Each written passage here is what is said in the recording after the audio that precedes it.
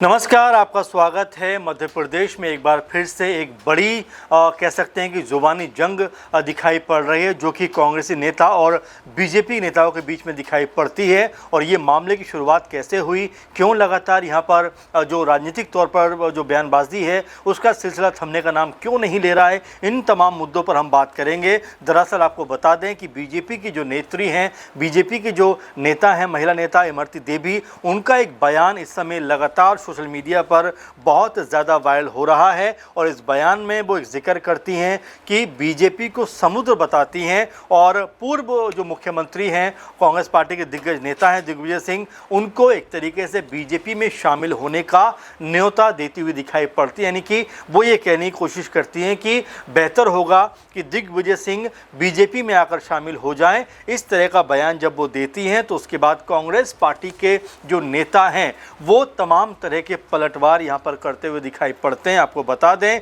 कि कांग्रेस के विधायक जो हैं सतीश सिकरवार, वो इसके ऊपर जो है पलटवार करते हैं और बड़ी बयानबाजी करते हुए दिखाई देते हैं। वो यहाँ तक कहते हैं कि 2020 में ज्योतिरादित्य सिंधिया के साथ कांग्रेस छोड़कर भाजपा में गए सभी नेताओं का जो राजनीतिक करियर है वो बेहद कमज़ोर है, डावाडोल है। उन्होंने तो यहाँ तक कहा कि 22-23 जो नेताओं में से जो अधिकांश नेता कांग्रेस पार्टी के जो बीजेपी में गए, यानी 22-23 नेताओं में से ज़्यादातर का जो पॉलिटिकल करियर है वो लगभग निपट हुआ दिखाई पड़ रहा है, या उनकी जो राजनीति है पूरी तरीके से हाशिए पर है। और वहीं वो ये बात कहते हुए दिखाई देते हैं कि 5-6 लोग बचे हैं, उन्हें भी अगले चुनाव तक बीजेपी निपटा देगी। यानी एक तरीके से जो सतीश सिकरवार कहते हैं कि बीजेपी में जो भी नेता कांग्रेस पार्टी में से गए हैं उनका कोई बहुत ज़्यादा मजबूत राजनीतिक तौर पर करियर दिखाई नहीं पड़ता है। ज़्यादातर जो नेता उस समय गए सिंधिया जी के साथ में, उनके साथ में जो 22-23 विधायक थे उनमें से ज़्यादातर का नाम अब फिलहाल सुर्खियों से गायब है, कहीं दिखाई नहीं पड़ते। उनका पूरी तरीके से जो पॉलिटिकल करियर है वो यहाँ पर हाशिए पर दिखाई पड़ता है। और जो 2-4-5 लोग बच भी गए हैं वो आने वाले चुनाव में निपट जाएंगे, ये कहना है सतीश सिकरवार का, जो लगातार इस बात को लेकर पलटवार कर रहे हैं कि आखिर दिग्विजय सिंह के ऊपर किस तरह से इमरती देवी जो बीजेपी की नेता हैं उन्होंने यहाँ पर इस तरह का बयान दिया है। आपको बता दें कि जो सतीश हैं वो तो यहाँ तक कहते हुए नजर आते हैं कि सिंधिया का सम्मान नहीं तो समर्थकों का क्या होगा। यानी सिंधिया को लेकर भी वो बयान देते हैं कि जब उन्हीं का सम्मान नहीं है तो उनके साथ में जितने भी समर्थक उनके गए उनका सम्मान क्या होगा।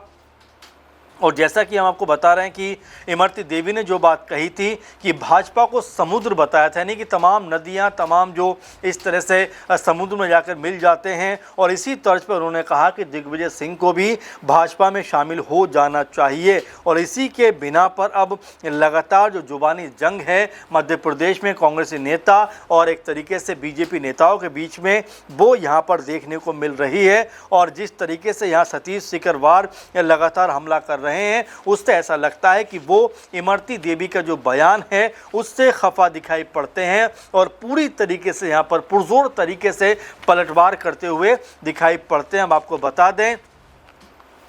कि जिस तरह से इमरती देवी जो बीजेपी में शामिल हुई थी उनको लेकर भी जो है सतीश ने बयान दिया है। उन्होंने कहा है कि जिस मकसद से उन्होंने कांग्रेस छोड़ी थी वो पूरा नहीं हो सका। उन्होंने साथ ही ये भी कहा कि दावा किया कि इमरती देवी के मन में अब अपने फैसले को लेकर पछतावा और यही हो रहा होगा और यही वजह है कि वो लगातार इस तरह की बयानबाजी करती हुई दिखाई पड़ती है। सतीश ने साफ तौर पे कहा कि जिस तरीके से इमरती देवी और तमाम उन जैसे जो विधायक थे उस समय वो सिंधिया के साथ में मिलकर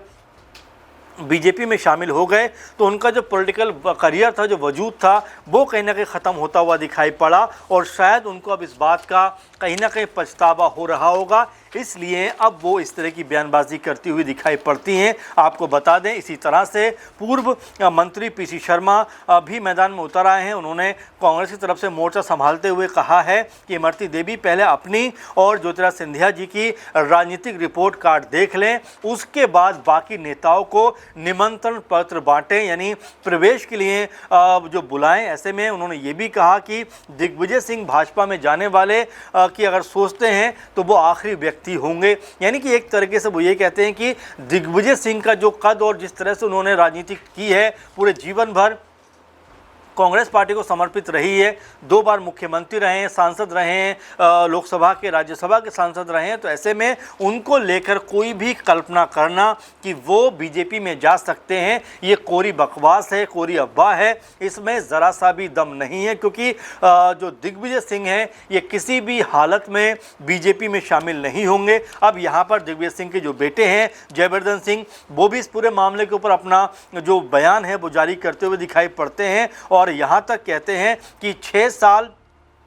पुरानी कथित सौदेबाजी को याद दिलाते हुए कहते हैं कि अगर कुछ नेताओं ने तब राजनीतिक पलटी नहीं मारी होती तो आज शायद उनकी राजनीतिक कुर्सी का जो नक्शा है वो कुछ और होता। यानी जयवर्धन ने ये बता दिया कि राजनीति में जनता की याददाश्त उतनी कमज़ोर नहीं होती जितनी नेता अक्सर मान लिया करते हैं, इसलिए दूसरों को सलाह देने से पहले राजनीतिक सफ़र की धूल भी झाड़ लेना ज़रूरी है। ये बात दिग्विजय सिंह के जो पुत्र हैं जयवर्धन सिंह वो यहाँ पर रखते हुए नजर आते हैं और एक तरीके से किसी का नाम तो उन्होंने नहीं लिया, लेकिन एक तरीके से जो लोग कांग्रेस पार्टी छोड़कर गए थे उनको यहाँ पर आईना दिखाने का उन्होंने काम किया है। उन्होंने साफ शब्दों में कहा कि बहुत सारे लोग बड़े उम्मीद के साथ में कांग्रेस पार्टी का दामन छोड़कर बीजेपी में जाकर शामिल हुए थे, लेकिन आज तक उनका कोई भी पॉलिटिकल ग्रोथ होती हुई दिखाई नहीं पड़ी। उनको जो है राजनीतिक तौर पर भी कहीं ना कहीं वो सफलता नहीं मिली जिसकी उम्मीद लेकर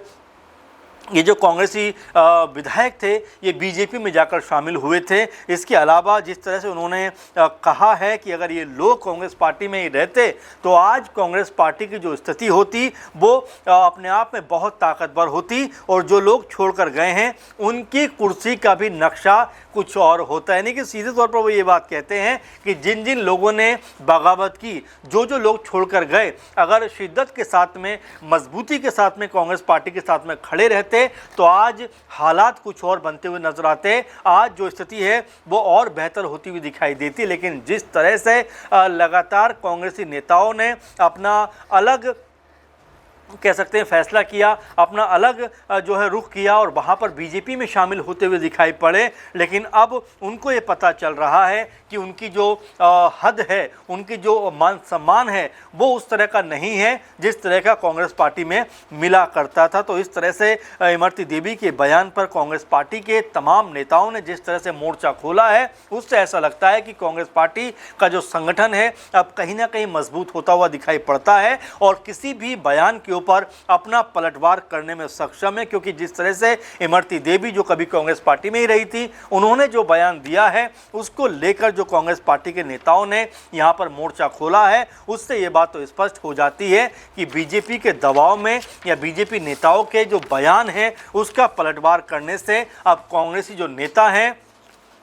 वो कतई भी नहीं चूकेंगे। इसीलिए चाहे सतीश सिकरवार हों या फिर जो जयवर्धन हो, सभी ये बात कहते हुए नज़र आते हैं कि जिस तरह से कांग्रेस पार्टी के जो लोग जो कांग्रेस पार्टी छोड़कर गए अगर आज भी कांग्रेस पार्टी में होते तो उनकी जो ताकत है वो न सिर्फ मजबूत होती बल्कि उनकी कुर्सी का जो कद है वो और ज़्यादा बढ़ा हुआ दिखाई पड़ता। तो ऐसे में जिस तरह की ये बयानबाजी हो रही है और जिस तरह से इमरती देवी ने ये पूरा मामला उठाया उसके बाद ऐसा लगता है कि कांग्रेस पार्टी के जिस तरह से पलटवार को शायद वो इस लेवल पर नहीं सोच रही होंगी कि कांग्रेसी खेमा जो है वो इस लेवल पे उनके ऊपर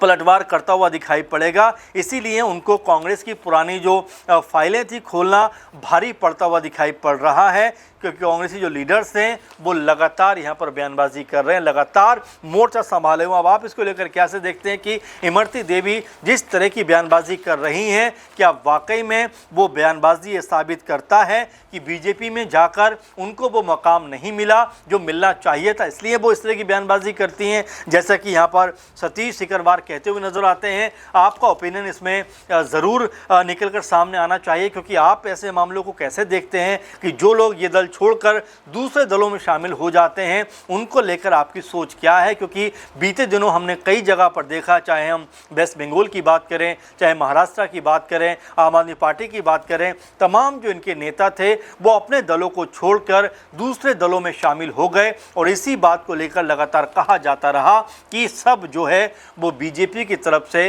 कराया जाता है या कराया जा रहा है। तो इन तमाम पहलुओं पर आपका क्या सोचना है, आपका क्या विचार है, कमेंट ज़रूर करिए। फिलहाल के प्रोग्राम में बस इतना ही। आप लगातार जुड़े रहिए हमारे साथ में और लगातार अपने सुझाव, अपने विचार, अपनी प्रतिक्रिया हम तक पहुंचाते रहिए। अगले प्रोग्राम में फिर आपसे मुलाकात होगी। नमस्कार।